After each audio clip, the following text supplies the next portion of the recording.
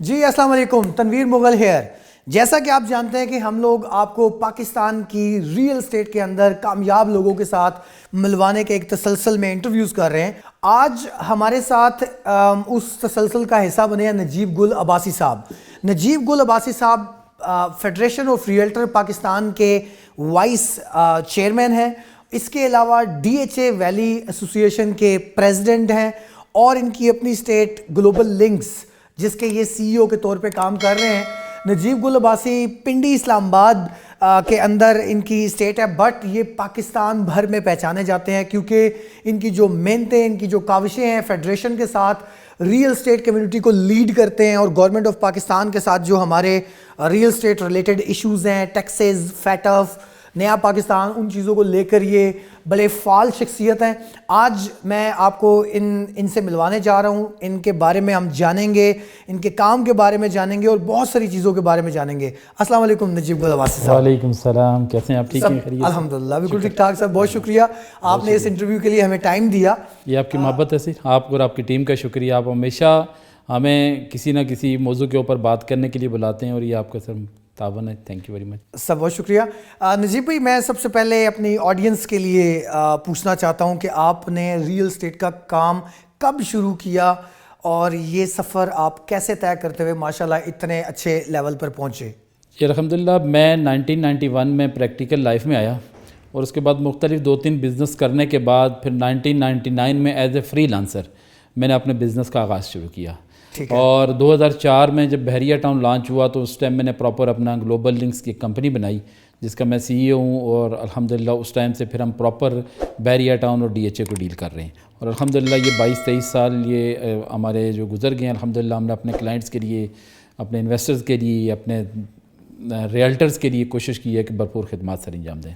سر آپ کی خدمات ماشاءاللہ بہت ساری ہیں، میں جاننا یہ چاہوں گا کہ یہ جو فیٹ اف کے ایشوز کچھ چل رہے ہیں، ان لوگوں نے جس طرح کا دباؤ بنایا ہے پاکستانی مارکیٹ پر، گورنمنٹ پر، اور پھر انہوں نے جو چیزیں ایگزیکیوٹ کی ہیں، وہ معاملات کہاں تک پہنچے ہیں؟ ابھی کچھ چیزیں سیٹل ہو گئی ہیں یا ابھی بھی چیزیں نیگوشیٹ ہو رہی ہیں؟ جی الحمدللہ، میں سب سے پہلے جو ہمارے D N F B P کے ڈائریکٹر ہیں اقبال صاحب، ان کو اور جو لوگ اس کو لیڈ کر رہے تھے، خاص کر میں اپنی فیڈریشن آف ریئلٹر پاکستان کے چیئرمین اور پریزیڈنٹ، چیئرمین مسرت اجاز خان صاحب اور پریزیڈنٹ سردار طاہر صاحب کو، اور اپنی پوری ریئل اسٹیٹ کمیونٹی کو مبارکباد پیش کروں گا کہ الحمدللہ پاکستان گرے لسٹ سے وائٹ لسٹ میں آ گیا ہے۔ اور یہ بیسکلی معاملہ یہ تھا کہ ظاہری والی انٹرنیشنل قانون تھا، اس میں 3 چیزوں کے اوپر انہوں نے کافی سختی کی ہوئی تھی۔ ایک جیولر تھے، ایک وکلا تھے، اور ایک ریئل اسٹیٹ ایجنٹ تھے۔ وکلا تو اپنی زور پہ نکل گئے تھے، اور جیولرز اور ہم لوگ، اور اس میں اکاؤنٹنٹس بھی تھے، تو وکلا تو نکل گئی، یہ 3 شعبے رہ گئے۔ اور جب ریئل اسٹیٹ پہ بات آئی تو الحمدللہ فیڈریشن آف ریئلٹر پاکستان نے اس کی بھرپور طریقے سے پہلے مذمت کی۔ جب اس کے اوپر بریف لیا گیا، مختلف میٹنگز ہوئیں، فیٹ اف کے ساتھ بھی ہوئیں، ان کے نمائندوں کے ساتھ ہوئیں، سرینہ میں کتنی میٹنگز ہوئیں، ایف بی آر کے ساتھ ہوئیں، بارہا میٹنگ کے 1 سال کی محنت کے بعد آج الحمدللہ پاکستان اس گرے لسٹ سے نکلا ہے، اور الحمدللہ یہ ایک ریکارڈ ہے کہ پاکستان نے اتنے کم ٹائم میں ریئل اسٹیٹ سیکٹر کے تعاون سے اور ہم دوستوں کے تعاون سے، فیڈریشن کے تعاون سے الحمدللہ اس میں ایک مین کردار ادا کیا، اور یہ گرے لسٹ سے نکل کے وائٹ میں آ گیا۔ سر اس میں مجھے ایک اور چیز کا بھی ہے کہ نیا پاکستان کے انڈر جو ایک تھنک ٹینک بنایا گیا تھا، پورے پاکستان سے 12 لوگ سلیکٹ ہوئے تھے اس تھنک ٹینک میں، آپ بھی اس کا حصہ ہیں، تو آپ کیا سمجھتے ہیں کہ اس تھنک ٹینک نے اپنا کیا رول پلے کیا ہے جس کا ایک اچھا امپیکٹ ہے؟ دیکھیں، ہمارے لیے یہ بھی فخر کی بات ہے الحمدللہ کہ جب گورنمنٹ عمران خان صاحب کی تھی، اور انہوں نے ایک سیکٹر، ہمارے سیکٹر کو، اسپیشلی ریئل اسٹیٹ سیکٹر کو بہت پروموٹ کیا، کنسٹرکشن کو انڈسٹری کا درجہ دیا، اور ہمیں اتنی مراعات دیں کہ الحمدللہ ہمارا کاروبار دن دوگنی رات چگنی کردار ادا ہوا، اور الحمدللہ ریئل اسٹیٹ سیکٹر ہماری معیشت میں ریڑھ کی ہڈی کی مانند اس نے کردار ادا کیا۔ ہماری معیشت کو، ہمارے ملک کو چلانے میں ریئل اسٹیٹ سیکٹر کا بہت مین کردار تھا۔ اس کی وجہ یہی تھی کہ اس سے الائڈ بہت ساری انڈسٹری، بہت سارے لوگ آخری لے مین تک اس کے فوائد بھی گئے ہیں۔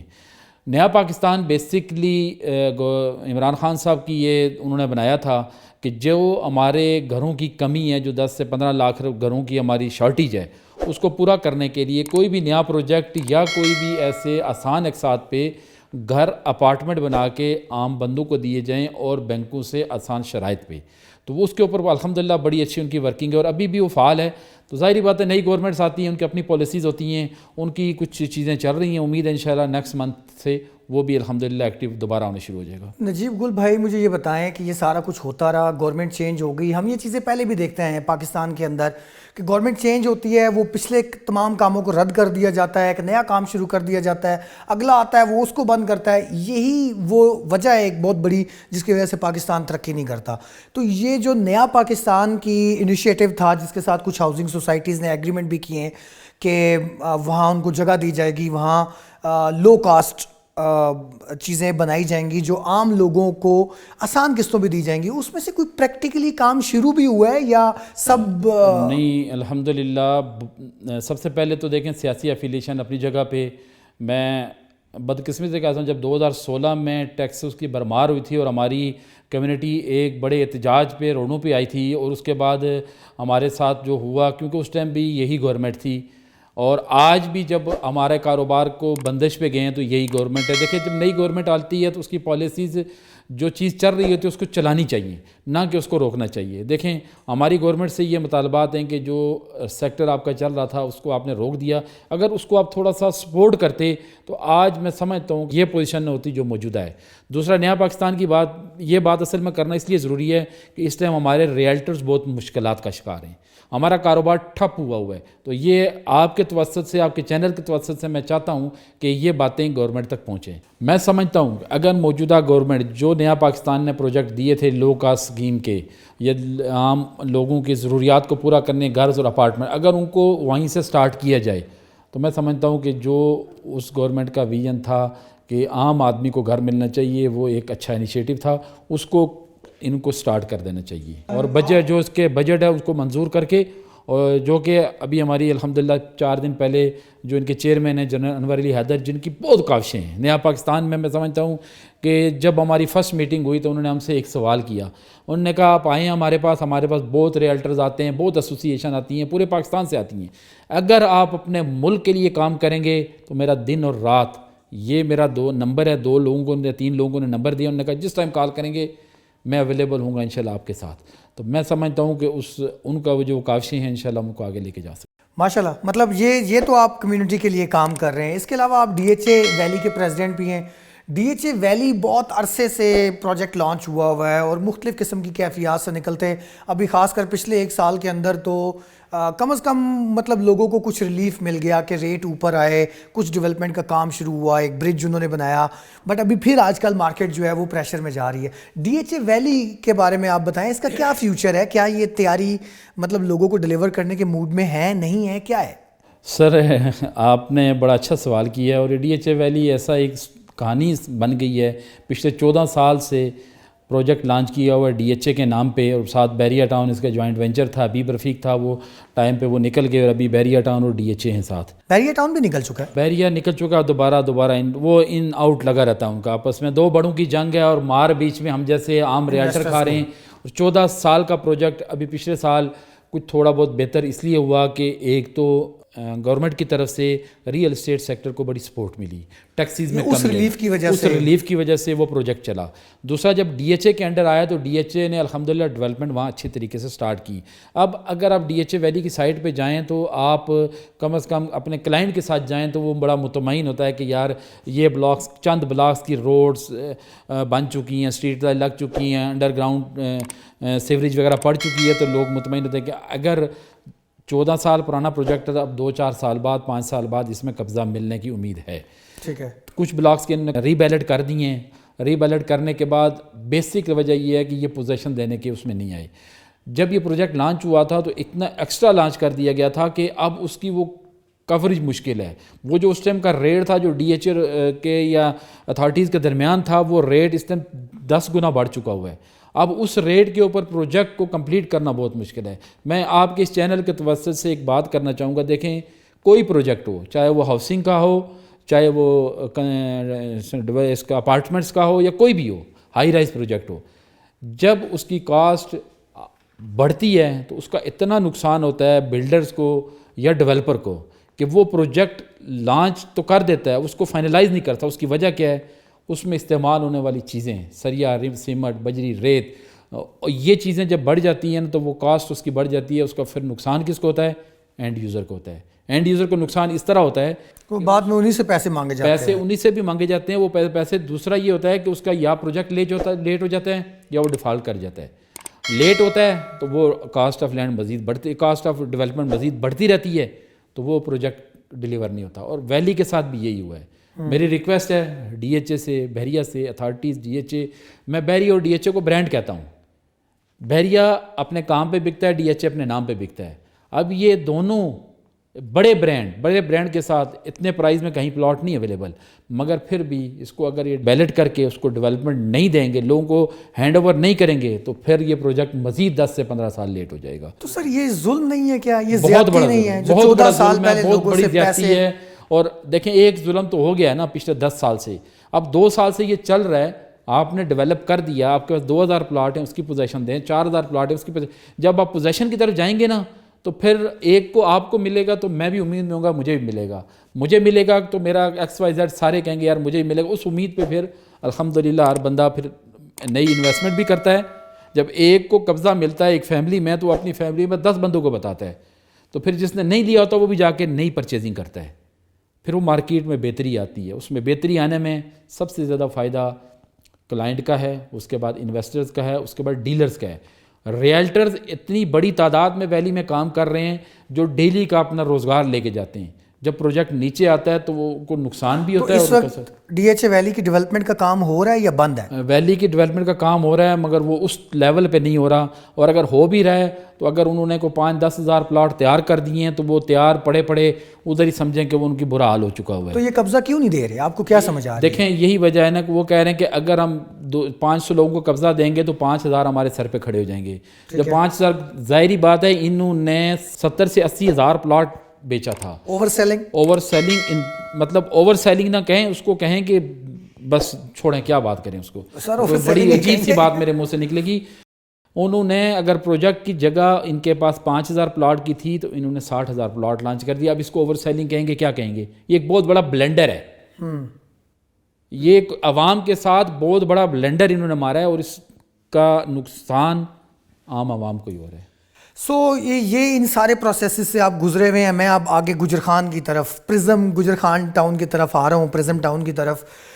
مجھے امید ہے کہ آپ جیسے جو تھنکر ہیں پاکستان میں، آپ نیا پاکستان اسکیم میں آپ تھنک ٹینک کے طور پہ بھی کام کر رہے ہیں، پریزیڈنٹ ویلی ایسوسی ایشن کے لیے بھی کام کر رہے ہیں. Now you are part of Prism town.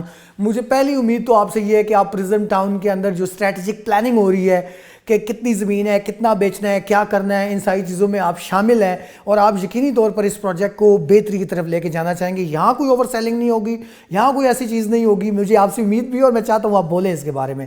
Prism town کو آپ کیسے دیکھتے ہیں؟ آپ اس وقت کر بھی رہے ہیں کام. تو سب سے پہلے تو میں آپ اپنے ویورز کو یہ بتانا چاہوں گا کہ دیکھیں ہر وقت ایک ٹائم ہوتا ہے انویسٹمنٹ کا، جگہ کا.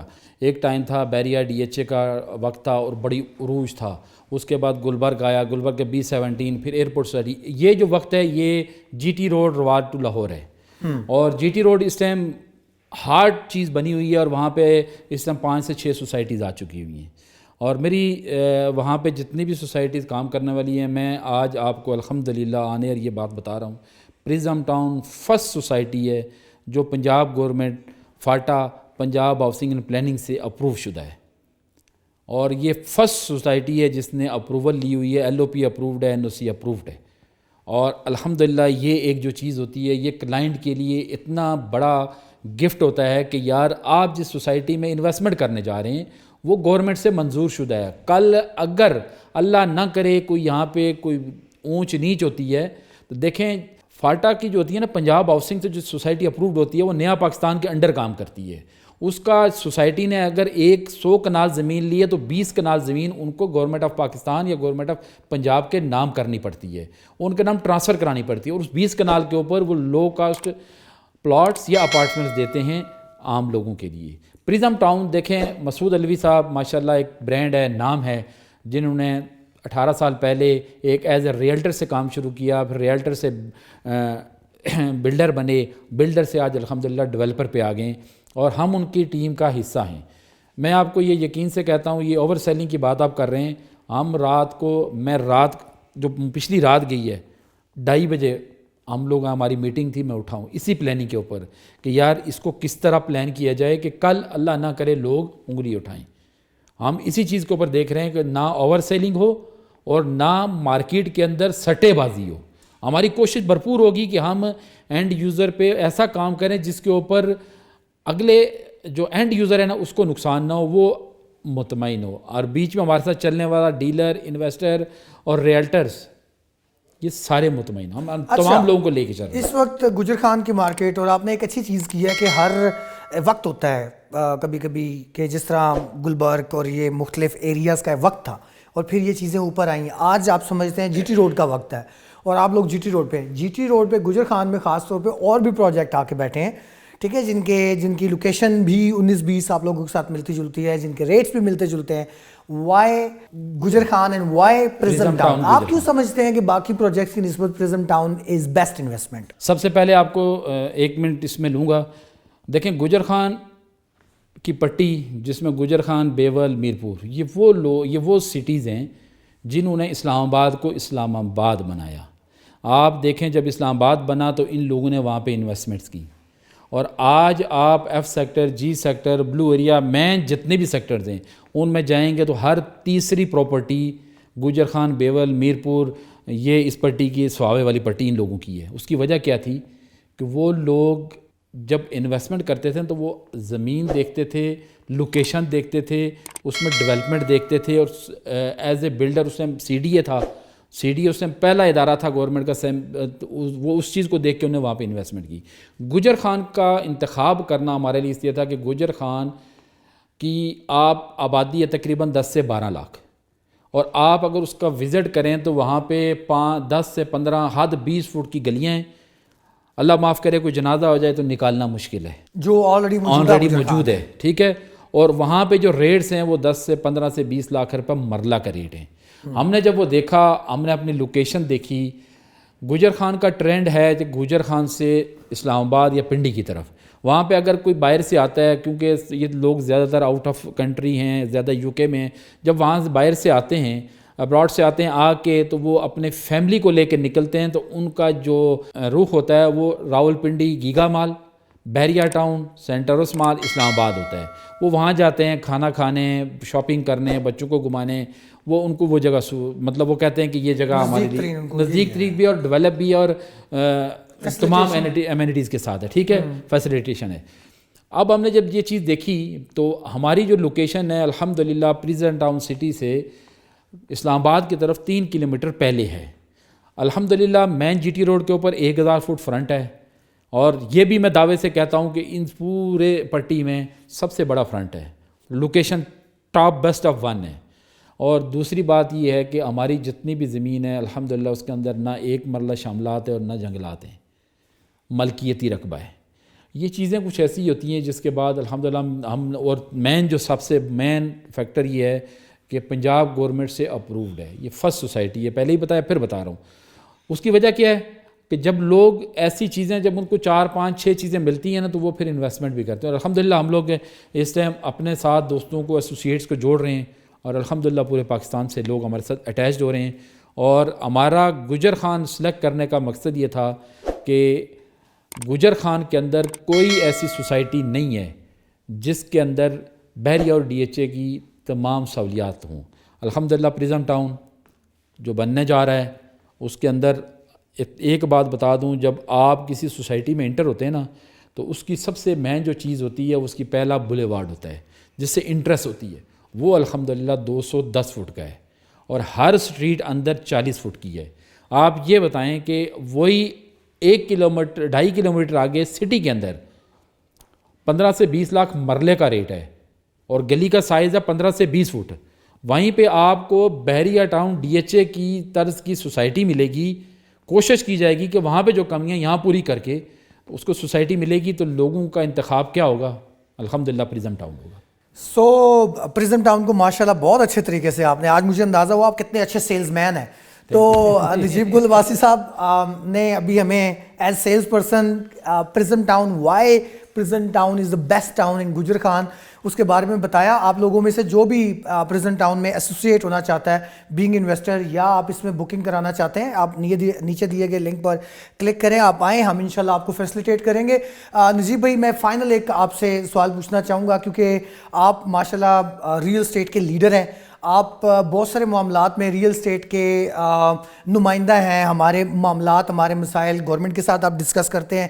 ہماری جو یوتھ پاکستان کی ہے, اوورسیز پاکستانی بھی ہیں جو ریئل اسٹیٹ کے ساتھ کنیکٹ ہوتے ہیں, وہاں نوکریاں کرتے ہیں, ساتھ ریئل اسٹیٹ کا کام پارٹ ٹائم کرتے ہیں. یہاں پاکستان کے اندر بہت سارے یوتھ ہے جو ایجوکیشن کے بعد فارغ ہونے کے بعد اب وہ ریئل اسٹیٹ کی طرف دیکھتے ہیں, تو آپ ان لوگوں کے لیے کیا ایڈوائز دیتے ہیں؟ دیکھیں, سب سے پہلے تو میں آپ کو یہ بتاؤں کہ آج سے 90s کی دہائی میں جائیں, 1990 سے لے کے 2005 یہ 15 سال جو تھے, اس میں کیونکہ مجھے بھی ہوش مطلب ابھی نیا نوجوانی ہوئی تھی اور ان چیزوں پریکٹیکل لائف میں بھی آیا تھا, تو اس ٹائم جب میں ریئل اسٹیٹ میں نہیں آیا تھا تو ریئل اسٹیٹ کو ایک ایسا بزنس کہا جاتا ہے کہ پارٹ ٹائم بزنس ہے اور ویلیاں کام ہے, معذرت کے ساتھ کہتے ہیں جو فارغ لوگ ہیں ان کا کام ہے.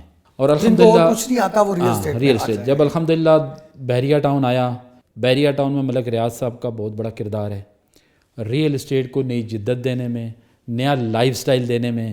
جب بحریہ ٹاؤن آیا تو ہمارے ینگسٹر اس فیلڈ کے اندر آئے اور پڑھے لکھے لوگ آئے. آج اب دیکھیں ڈبل MA بہت ایسی ڈگریز ان کے پاس ہوتی ہیں کہ ہم بیٹھے ہوتے ہیں تو ہمیں نہیں لگتا, ہمیں یہ ایسا ہوتا ہے کہ یار یہ کھڑے کیوں ہیں, یہ ہماری سیٹ پہ بیٹھے ہیں تو ہم ادھر جا کے بیٹھیں.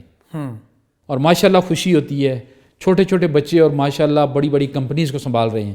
اور اس کے بعد جب فیڈریشن آف ریئلٹر پاکستان بنی, ہمارے بانی چیئرمین مسرت اجاز خان صاحب نے ایک نعرہ بلند کیا کہ جو ریئل اسٹیٹ جس کو پہلے معذرت کے ساتھ دلال کہا جاتا تھا, پھر ریئل اسٹیٹ ایجنٹ کہا جاتا تھا, پھر پراپرٹی ڈیلر کہا جاتا تھا, اس کو ریئلٹرز کا نام دیا. آج الحمدللہ 90% لوگ ریئل اسٹیٹ ایجنٹ کو ریئلٹر کہتے ہیں. اور یہ ایک ایسا ماشاءاللہ ایسا باعزت نام ہے کہ ہمیں بتاتے ہوئے فخر محسوس ہوتا ہے. جب ہم بتاتے ہیں تو ہماری دعائیں اپنے چیئرمین صاحب اور اپنی کمیونٹی کے لیے نکلتی ہیں. میں یوتھ کو یہ پیغام دوں گا کہ یہ اب یہ ایک انڈسٹری بن چکا ہے. چلیں ریئل اسٹیٹ, ہم تو سروس پرووائڈر انڈسٹری نہیں بن سکتی, ہمارے ساتھ الائڈ کنسٹرکشن انڈسٹری بن چکا ہے اور ریئل اسٹیٹ ایسا اب بن چکا ہے کہ اس میں آپ اگر بزنس کریں گے تو آپ کے لیے دروازے بہت کھلیں گے. اس ٹائم دیکھیں ہر وقت ہوتا ہے, جس طرح پہلے ہمارے دور میں جب ہم نے سٹارٹ کیا تھا تو ہم اخبارات کلاسیفائڈ سے اپنے کلائنٹ ڈھونڈتے تھے اور وہاں سے ڈیل کرتے تھے. پھر اس کے بعد وقت گزرا تو واٹس ایپ آیا, پھر دوستوں کو اس طرح. آج جو سوشل میڈیا نیٹ ورک ہے اس کے اوپر جس نے عبور حاصل کر لیا, میں سمجھتا ہوں کہ وہ کامیاب ترین ہے. اور آج کل پڑھے لکھے نوجوان اس کے اوپر ورکنگ کر رہے ہیں. یہ پرزم ٹاؤن کے حوالے سے میرا جب فیلڈ کے اندر گیا ہوں, اور خاص کر اسلام آباد کی اور لاہور کی, پشاور کی, میرپور, چکوال جیسے شہر میں, یقین کریں چھوٹے چھوٹے بچے بڑی بڑی کمپنیز بنائے بیٹھے ہیں اور ہماری وہاں جا کے آنکھیں کھلی ہیں کہ یار ماشاءاللہ.